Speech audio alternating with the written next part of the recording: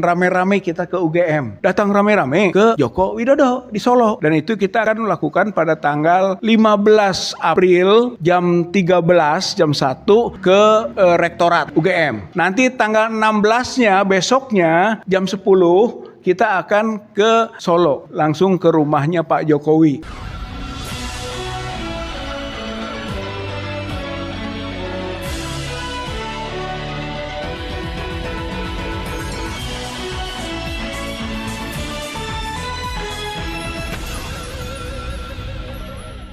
Halo, apa kabar? Assalamualaikum warahmatullahi wabarakatuh. Saya Herzun Arif. Gimana Anda hari ini? Sehat ya? Hari ini jangan lupa ya, hari ini adalah hari Senin tanggal 14 April 2025.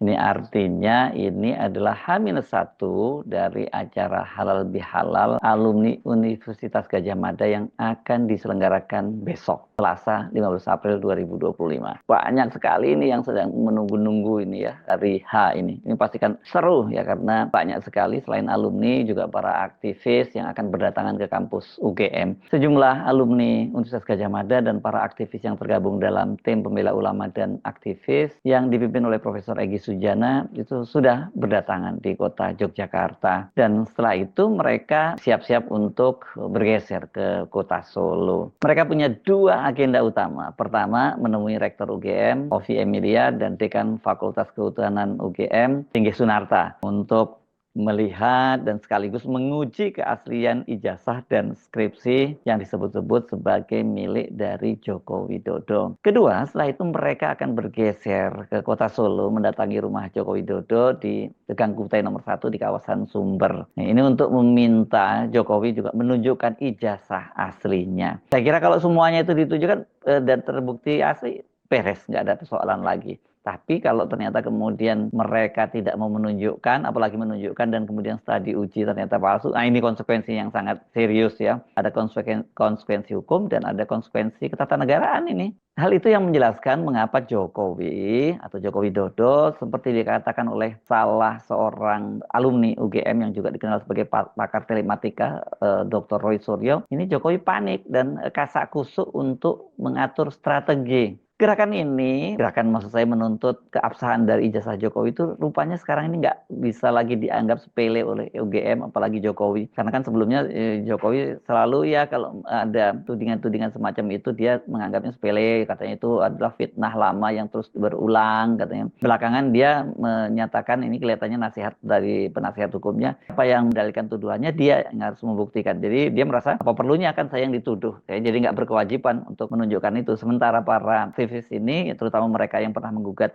di pengadilan kepada Jokowi ya menyatakan loh mereka sudah mendalilkan itu sampai di pengadilan. Sekarang justru harusnya Jokowi atau setidaknya UGM yang membuktikannya, bukan malah dibalik yang mendalilkan kemudian yang harus membuktikan. Yang mendalilkan kan sudah di pengadilan gitu. Sejumlah alumni UGM yang punya reputasi mumpuni di bidang masing-masing seperti pakar digital forensik Dr. Rismon Hasiholan Sianipar, kemudian pakar telematika Dr. Roy Suryo berada dalam rombongan yang akan datang ke kampus UGM. Mereka ini didukung oleh para alumni UGM yang tergabung dalam Kagama atau keluarga alumni UGM. Salah satunya ini yang sudah menyatakan secara terbuka adalah alumni Kagama untuk wilayah Cirebon Raya. Mereka khawatir ini kalau kasus ini berlarut tanpa akhir itu bakal merusak reputasi Universitas Gadjah Mada. Bagaimanapun Universitas Gadjah Mada adalah salah satu universitas tertua di Indonesia dan reputasinya ini bukan hanya nasional tapi mendunia. Kalau sampai terbukti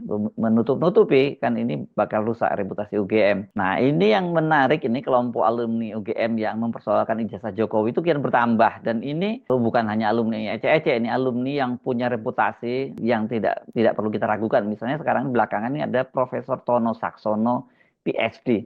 Ini dikenal sebagai seorang pakar citra satelit. Dia juga memperkuat tuduhan dari Rismon Sianipar. Profesor Tono Saksono ini lulusan teknik geodesi UGM tahun 1984 ya, kalau tidak salah. Karena dia menyebutnya bahwa sekitaran 85. Itu. Kalau 84 berarti kan hanya setahun belum tahun 1985 yang diakui, disebutkan oleh UGM sebagai tahun kelulusan Joko Widodo. Nah, Profesor Tono Saksono itu membuat kesaksian melalui sebuah video panjang. Kata dia kesimpulannya sampai tahun 1992 itu setelah dia kembali lagi ke Indonesia, setelah melanjutkan studinya di Amerika dan Inggris, font huruf Times New Roman yang digunakan dalam sampul skripsi dan lembar pengesahan yang disebut sebagai skripsi Jokowi itu belum ada. Nah, dia juga menyebutkan Sanur itu pada tahun itu, dia tahu itu Sanur, tempat fotokopi bukan percetakan. Sementara kalau Prima, CV Prima yang disebutkan sebagai percetakan itu sudah dibuktikan oleh Dr. Rismond bahwa mereka baru berdiri tahun 1986 dan itu pun juga baru fotokopi gitu. Ini Profesor Tono nggak main-main ya, karena setelah lulus dari UGM, kemudian dia melanjutkan studi masternya ke Ohio State University. Lama juga ya dulu ya studi master sampai 4 tahun. Dan kemudian tahun 88 dia melanjutkan program doktornya di University College London, Inggris. Dan lulus tahun 92 dan dia kemudian pulang ke Indonesia. Dan kata dia sampai saat itu belum ada Times New Roman itu, font huruf itu. Karena itu Profesor Tono Saksono itu mendukung sepenuhnya aksi, kalau dia menyebutnya bukan menggeruduk, tapi silaturahmi para alumni UGM untuk sekaligus mempertanyakan keabsahan ijazah yang diakui sebagai milik Jokowi. Ini jadi semacam tabayun ya. Sebenarnya nggak bisa juga ya kalau mereka ini disebut kemudian memfitnah seperti katakan oleh Pak Jokowi. Kan mereka tidak memfitnah, mereka menggugatnya lewat pengadilan, dan pengadilan kemudian yang harusnya membuktikan. Sayangnya putusannya onslah ya. Jadi bukan putusannya itu ya, dia bukan berarti putusannya batal, tapi ini kan kalau begini ngambang jadinya, nggak ada jelasan gitu. Jadi kalau dengan tabayun ini dan kemudian tunjukkan jelas kan clear ya kasusnya, dan tinggal nanti kalau Pak Jokowi mau merasa difitnah dan ya dicemarkan nama baiknya bisa menggugat balik. Sebenarnya sesederhana itu gitu. Makanya kok orang apa ini ya kok jadi berlarut-larut begini gitu. Semula kan banyak yang menduga bahwa kasus ini, tuntutan ijazah Jokowi itu bakal mandek dan aksi-aksi menuntut pembuktian keabsahan ijazah Jokowi itu mengempis dengan sendirinya. Ini sebelumnya Bambang Tri Mulyono orang pertama kali yang menggugat keabsahan ijazah Jokowi, tapi waktu itu ijazahnya SMA yang digugat ya, kalau tidak salah ya. Itu divonis 6 tahun oleh Pengadilan Negeri Surakarta karena dianggap menyebar kabar bohong karena membuat sebuah buku ini berjudul Jokowi Undercover. Ini kan menimbulkan keonaran gitu kalau menurut hakim. Bersama Bambang Tri, Nur Sugi atau sering dipanggil dengan nama Gus Nur itu yang mewawancarai Bambang Tri dan mengunggah wawancaranya di akun di channel YouTube-nya, itu juga divonis 6 tahun penjara oleh Pengadilan Negeri yang sama, Pengadilan Negeri Surakarta, karena menyiarkan kabar bohong dan menimbulkan keonaran. Namun tidak gentar dengan vonis keduanya, para pengacara yang tergabung dalam tim pembela ulama dan aktivis dipimpin oleh Profesor Egy Sujana kemudian melakukan gugatan ke Pengadilan Negeri Jakarta Pusat. Namun dua gugatannya ditolak oleh majelis hakim. Tapi mereka ini nggak putus asa, terus bergerak. Peta permainan kan kemudian jadi berubah ketika Dr.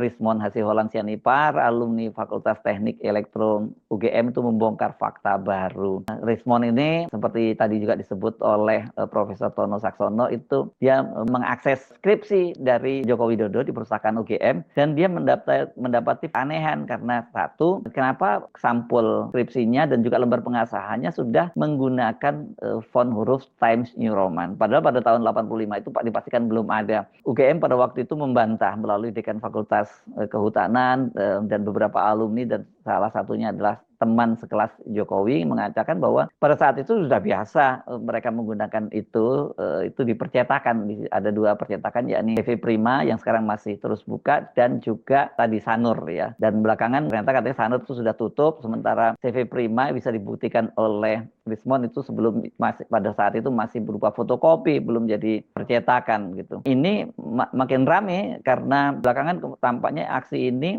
membuat gempar ya. Apalagi kemudian Rismond sudah menantang para penegak hukum termasuk juga Kapolri untuk menangkapnya, tapi belum ada tindakan hukum apapun gitu. Jadi kan menimbul tanda tanya, kalau sebelumnya seperti orang Bambang Tri dan Nur Sugi itu kemudian langsung diperkarakan, tapi kenapa Rismond tidak ini ya. Rismond itu makin rajin-rajin aja bongkar-bongkar soal ijazahnya Jokowi itu, karena belakangan itu dia menuntut UGM dan Jokowi untuk menunjukkan foto-foto ketika Jokowi sedang melakukan kuliah kerja nyata. Karena sejak tahun 1971 yang diinisiasi oleh Profesor Kusnadi Ardia Sumantri itu UGM melaksanakan KKN sebagai salah satu mata kuliah wajib aktif selama 3 bulan, ini pengabdian gitu di lapangan di desa sebagai syarat untuk kelulusan sebagai sarjana dari UGM. Kalau benar Jokowi lulus dari Fakultas Kehutanan UGM, harusnya dia bisa dong menunjukkan bukti-bukti bahwa dia benar dia sudah menjalani kuliah kerja nyata. Dia minta ditunjukkan di mana lokasinya. Bahkan Rismon tuh menantang para alumni maupun kampus UGM sendiri maupun teman-teman Jokowi yang bisa menunjukkan di desa mana Jokowi KKN, dan dia mau datangi ini sebelum mau diverifikasi sebelum tanggal 15 datang ke kampus UGM. Karena itulah Rismon kemudian menantang besok tanggal 15 itu dalam forum halal bihalal itu agar rektor dan dekan Fakultas Kehutanan menunjukkan ijazah dari Jokowi agar dapat diuji. Salah satunya uji karbon ya, berkaitan dengan kertas yang digunakan itu kan, dari uji karbon itu akan ketahuan kok kertas itu digunakan tahun berapa, keluaran tahun berapa gitu ya. Kalau memang itu benar seperti yang diduga Rismon, ya itu akan ketahuan bahwa ada perbedaan antara sampul dan lembar pengesahan dari skripsinya Jokowi itu. Tim pembela ulama dan aktivis juga sudah mengirim surat untuk bertemu dengan rektor. Ini ada prosedur resmi yang mereka tempuh, namun kemudian mereka itu sudah mendapat jawaban bahwa rektor Ovi Emilia itu, Ova Emilia bukan Ovi ya, ini berhalangan hadir, dan kemudian dia diwakilkan dengan pembantu rektor bidang kemahasiswaan Profesor Ari Sujito. Bukan hanya mengutus wakil rektornya, tapi juga rupanya UGM itu memberikan beberapa syarat. Katanya pertemuan itu dipindahkan tidak dari rektorat tapi ke salah satu ruangan di Fakultas Kehutanan. Kemudian syarat lainnya yang bisa masuk itu yang sudah diterima itu hanya 5 orang, dan kemudian waktunya itu hanya 1 jam saja. Nah, merespon surat dari UGM itu, Profesor Egy Sujana kembali mengirim surat. Suratnya agak panjang ini, ada beberapa poin. Tapi nanti saya ringkas-ringkas saja ya, poin-poinnya apa saja. Suratnya itu ditujukan kepada yang terhormat Ibu Rektor UGM, Profesor Dr. Ova Emilia SPOG di Yogyakarta. Itu hal pertemuan dengan UGM. Jadi mereka mengaku sudah terima kasih karena sudah atas kesiapan UGM untuk menerima kunjungan mereka. Tapi mereka itu meminta keringanan lah, katakanlah gitu, seperti satu, alangkah baiknya kalau penerimaan langsung dipimpin oleh Ibu Rektor sehingga keputusan dapat diambil oleh pihak yang betul-betul berwenang atas nama UGM, tidak tersendat lagi oleh birokrasi. Kemudian mengingat jumlah peserta yang diperkirakan cukup banyak, supaya tidak terjadi kekecewaan para tokoh atau peserta, mereka minta agar ya jangan dibatasi, hanya 5 orang. Jadi kalau bisa secara maksimal jumlahnya, dan dipilih di ruang yang cukup lebih besar lah gitu. Kemudian jika pun hanya dengan delegasi peserta itu jadi batas 5 orang, maka peserta yang di luar itu dapat mengikuti klarifikasi yang dilaksanakan, misalnya layar monitor yang mereka minta di luar. Dan kemudian untuk jumlah yang dibatasi hanya 5 orang tentu sulit untuk diterima mengingat aspek jumlah maupun representasi. Jadi mereka minta setidaknya itu 20 orang. Kemudian pertemuan itu katanya diarahkan pada area Fakultas Kehutanan kiranya dapat bermakna bahwa dokumen-dokumen yang akan diinformasikan, diklarifikasi atau diverifikasi menjadi mudah lengkap. Untuk itu surat itu meminta waktu jangan hanya dan pukul 8 sampai 19 hanya 1 jam. Tapi kata dia mereka menyarankan alangkah baiknya jika jam 8 sampai jam 12 siang. Saya kira masuk akal ya, karena kalau mau memverifikasi dokumen-dokumen nggak bisa kalau cuma hanya 1 jam, karena ada tes-tesnya dan sebagainya begitu. Ini kelihatannya cukup siap tempur ya, mereka siap dengan peralatan-peralatannya sendiri untuk membuktikan itu. Nah, kita tunggu saja hasil dari pertemuan di UGM itu. Kalau beres di UGM, maksudnya itu sudah asli, benar tak terbantahkan bahwa memang ijazah asli Jokowi, jadi nggak perlu dong menggeruduk rumah Jokowi lagi ya. Tapi kalau pertemuan di UGM itu nggak memuaskan, apalagi makin mencurigakan, ya mereka pasti akan meneruskan ke rumah Jokowi. Dan Jokowi tampaknya sudah mengantisipasi itu. Dia menunjuk pengacara yang dipimpin oleh Yaakob Hasibuan, ini anak dari Wakil Menteri Koordinator Hukum Oto Hasibuan. Dipastikan Jokowi itu nggak mau lah ya ketemu wartawan itu, karena sekarang ini kalau ditanya wartawan dia minta itu tanya ke pengacaranya gitu. Apalagi kalau yang nanya aktivis pasti mereka nggak mau. Kan banyak yang bertanya-tanya, apa sih pentingnya keaslian ijazah itu, ijazah dari Joko Widodo itu? Karena kalau tidak asli itu memang ada konsekuensi hukum dan ketatanegaraan. Konsekuensi hukum itu lebih pada pribadi Jokowi, tapi kalau konsekuensi ketatanegaraan itu lebih pada persoalan negara. Nah, pakar hukum pidana dari Solo, Dr. Muhammad Taufik, itu membuat sebuah video yang diunggah di akun media sosialnya menyiratkan akan ada kejutan dengan soal keabsahan ijazah Jokowi itu. Guys, ijazah Jokowi sudah dipertanyakan otentifikasinya oleh alumni UGM juga yang kebetulan dia ahli dalam bidang digital forensik. Tunggu ya guys, nanti akan ada kejutan dari Surakarta atau Solo ya guys ya, tentang bagaimana dulu dia mendaftarkan baik sebagai presiden, gubernur, dan terutama wali kota ya guys. Nanti ada upaya hukum apa, tunggu. Yang pasti karena dia dulu mulainya dari Solo, kita juga akan kembalikan ke Solo ya guys. Nanti kita akan sepil ya tentang insinyur Jokowi itu insinyur jurusan apa dan sebagainya ya guys ya. Nanti tapi saya tidak akan mengatakan ini dalam bentuk apa.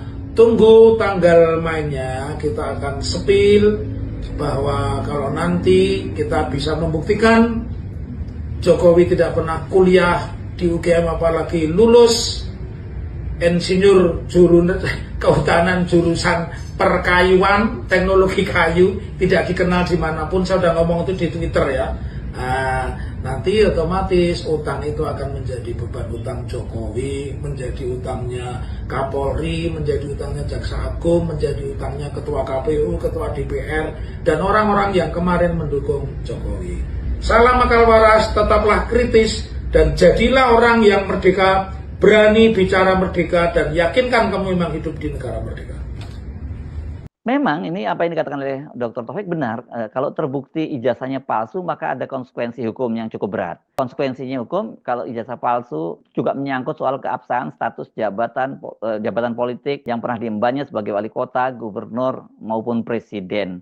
Ini ada kaitannya dengan kebijakan. Tapi kalau cuma ijazah palsunya saja, itu masuk dalam kategori kejahatan pemalsuan surat. Dan ini bisa dijerat dengan Undang-Undang Nomor 1 Tahun 2023 tentang Kitab Undang-Undang Hukum Pidana yang baru yang mengatur larangan penggunaan ijazah dan gelar akademik palsu. Larangan tersebut mencakup pembuatan, penerbitan, dan penggunaan ijazah serta gelar akademik palsu. Pak Jokowi kan ini dia berarti menggunakan, karena kalau mendaftar ke KPU, mulai KPU di Solo, KPU di Jakarta, dan KPU Pusat untuk calon presiden kan juga menyerahkan ijazahnya. Jadi ini kalau berkaitan dengan penggunaan. Tapi kalau gelarnya, kan selama ini Pak Jokowi juga menggunakan gelarnya Insinyur H. Joko Widodo. Kalau hajinya itu asli lah ya, bukan palsu ya. Nah di KUHP itu sanksinya cukup berat loh terhadap pelanggaran itu. Pasal 272 ayat 1 KUHP menyatakan setiap orang yang memasukkan atau membuat palsu ijazah atau sertifikat kompetensi dan dokumen yang menyertainya dipidana dengan pidana penjara paling lama 6 tahun atau pidana denda paling banyak kategori 5. Berikutnya itu berkaitan dengan penggunaan sertifikat, kompetensi palsu, gelar akademik palsu, itu akan dikenakan denda hukuman penjara maksimal 6 tahun atau denda 500 juta. Jadi makanya saya sebut itu hanya konsekuensi hukum